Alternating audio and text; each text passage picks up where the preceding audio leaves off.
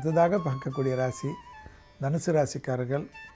யோக பலத்தை அதிகமாக பெறக்கூடிய ராசிக்காரர்கள். தனிப்பட்ட செல்வாக்கு பெறுவீர்கள். குடும்பத்தில் அந்யோன்யம் அதிகரிக்கும்.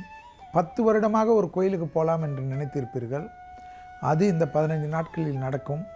அடுத்த 45 நாட்களுக்குள் நீங்கள் நினைத்ததெல்லாம் நடப்பது உறுதுணையாக பார்க்கலாம்.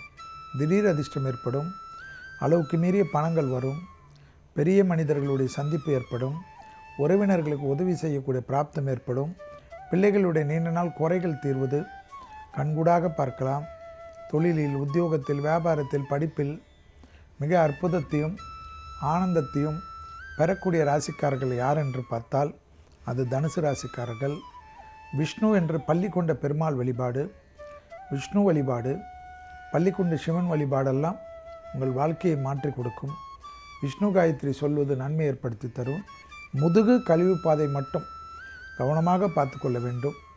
நிறைய நீர் எடுக்கவில்லை என்றால் இந்த அக்னி நட்சத்திரத்தில் வெப்ப நோய்களால் பாதிக்கப்படக்கூடிய ராசிகளில் தனுசு முதன்மையாக பெறுவதாக ஜோதிடத்தில் காணப்படுகிறது. நிறைய நீர்க்காய்களை எடுத்துக்கொள்ளுங்கள். யார் சொன்னாலும் கேட்காதீர்கள்.